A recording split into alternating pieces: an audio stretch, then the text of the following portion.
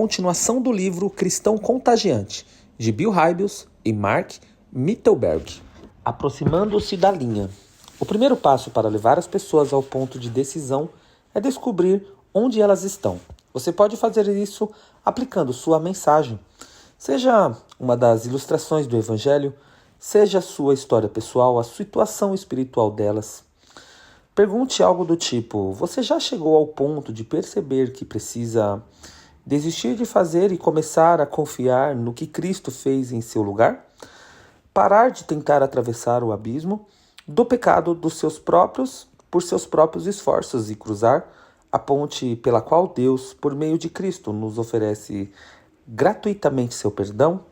Encarar o fato de que nunca conseguirá rebater a 1000, nem arremessará sem erros o tempo todo e pedir a Cristo que o substitua? Ir além de apenas estudar sobre aviação e entrar a bordo da aeronave? Deixar de lado a ideia de que ir à igreja e ser uma boa pessoa acertará a sua situação diante de Deus e pedir que Ele dê a você o dom do perdão e orientação na vida diária?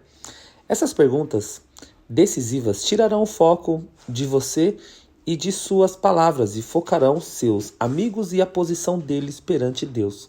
Enquanto respondem, você poderá avaliar o interesse e a compreensão e de prontidão delas para agir.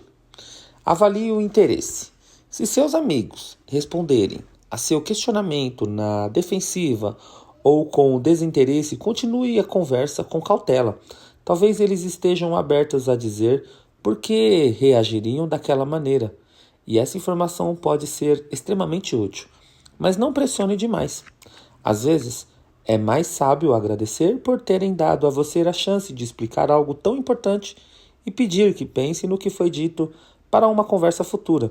Sua disposição em ceder pode ser justamente o que baixará a defesa deles. Seus amigos precisam saber que, embora você seja um entusiasta de sua fé, não é um fanático que levará o assunto à exaustão.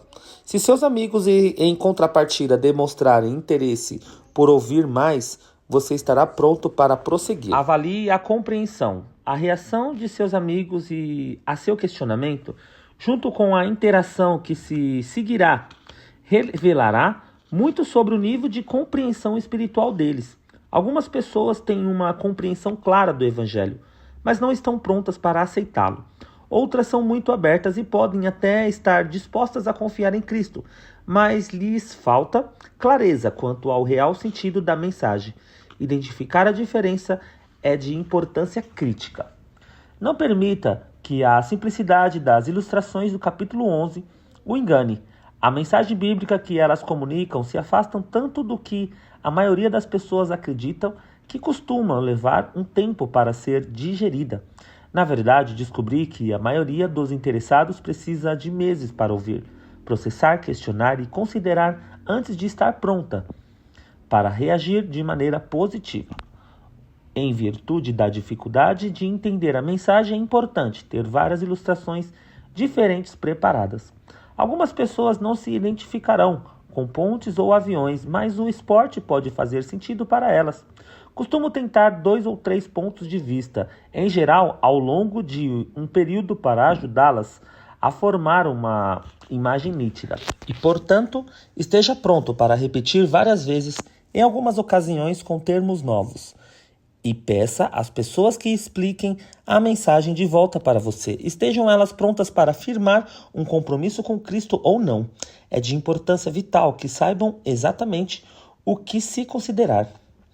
Avalie a prontidão. Ao longo das conversas, você perceberá pelo menos um pouco da abertura em muitas pessoas. Elas estarão prontas para admitir que nunca aceitaram, ou pelo menos que não têm certeza se aceitaram o perdão e a liderança de Cristo. Deixe-me acrescentar aqui a importância de pedir a Deus que dê a você uma atitude de expectativa. Suas palavras e ações precisam comunicar a elas que fomos criados para conhecer e servir a Deus. Você foi escolhido para entregar sua vida a Deus. Vários outros já fizeram o mesmo e é algo que elas também precisam fazer. Essa mensagem aumentará a confiança de que essa é a direção que elas devem seguir. A expectativa inspirada pelo Espírito Santo capacitará você a avançar para o passo seguinte, tanto em meu ministério público quanto em meu ministério pessoal. Sou muitas vezes tentado a deixar de oferecer às pessoas a oportunidade de firmar um compromisso com Cristo.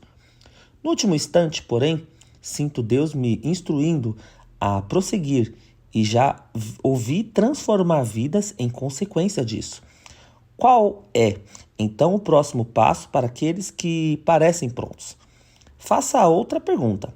Algum motivo o impede de orar comigo agora mesmo para se certificar de que você aceitou o perdão de Deus e quer tornar-se um membro da família dele? Gosto dessa abordagem, porque ela é simples e só permite duas respostas. A pessoa pode dizer sim, e aí você tem um motivo para esperar. Ou pode dizer não, sugerindo que está pronta para seguir em frente. Vejamos o que fazer em cada um desses casos. Se a pessoa não estiver pronta, se seus amigos não estiverem prontos para aceitar Cristo, é natural que você pergunte por quê, na esperança de que isso os ajude a superar o problema, qualquer que seja. Talvez uma das barreiras à fé que discutimos no capítulo anterior os esteja detendo. Se for o caso, você precisará dedicar tempo e esforço para ajudá-los a vencer o obstáculo. Mas isso é bom. Você os estará auxiliando a lidar com questões reais para que, com o tempo, passem a confiar em Cristo. Essa ajuda pode implicar providenciar recursos que respondam às dúvidas, dedicar tempo mais a debates ou apenas dar-lhes a chance de pensar nessa importante decisão. Outra ideia para aqueles que não estão prontos: ofereça-se para orar por eles e por seu progresso espiritual ali mesmo, garantindo que você irá falar e eles só precisarão ouvir. Se concordarem, esse é um passo inicial na direção certa e você sabe que Deus ouvirá e responderá. Caso se mostrem abertos a verbalizar uma oração de dúvida, é ainda melhor. No capítulo anterior vimos que as pessoas enfrentam medos naturais quando estão perto do ponto de decisão. Às vezes, porém, estes temores assumem proporções exageradas. Quando isso ocorre, talvez Satanás esteja turbinando algumas preocupações. A maior arma do inimigo é o medo, então faz sentido que ele tente acentuar a ansiedade natural que as pessoas já sentem. Se você acredita que isso possa estar acontecendo, explique com calma que Deus tem um inimigo espiritual, o qual desde o Jardim do Éden sussurra no ouvido das pessoas todo tipo de ideias irraciais sobre o que elas perderão, do que sentirão falta ou de como mudarão se seguirem Deus. Munidas de compreensão de como Satanás trabalha, é mais fácil para elas ignorar seus apelos. Uma boa ideia é reforçar esta aplicação com uma oração silenciosa por proteção. Efésios 6:12 diz: pois a nossa luta não é contra a carne, seres humanos, mas contra os poderes e autoridades, contra os dominadores deste mundo de trevas, contra as forças espirituais do mal nas regiões celestiais.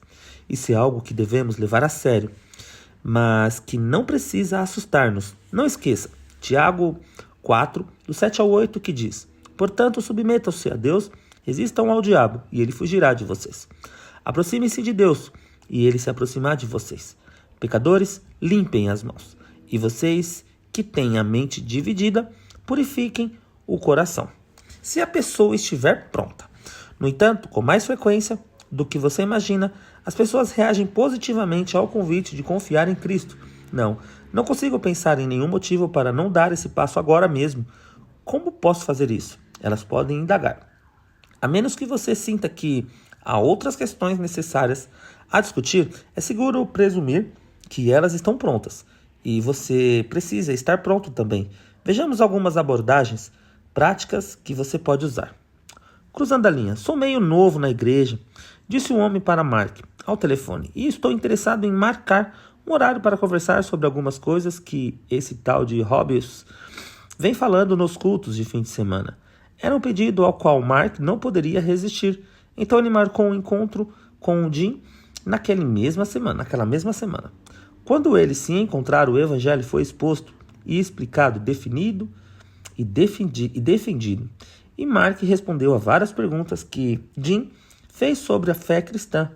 Por fim, cerca de 1h30 depois, Jim relaxou e disse: "Acho que você respondeu a maior das minhas perguntas. E o que eu faço agora?" Imagine-se nessa situação, seus joelhos começam a tremer. Aqui estão algumas orientações para ajudá-lo neste processo. Relaxe. Assim como Deus guiou as conversas que você teve até agora com Ele ajudará a conduzir a pessoa à fé. É animador perceber que o Senhor já vem trabalhando há muito tempo para levar o interessado a esse ponto. Ele não abandonará o processo agora, nem o deixará cometer um erro fatal que acabará atrapalhando a vida da pessoa e seu destino eterno. E não esqueça de se inscrever, curtir, ativar os sininhos de notificações, compartilhar para que o YouTube entregue para mais pessoas. Até mais!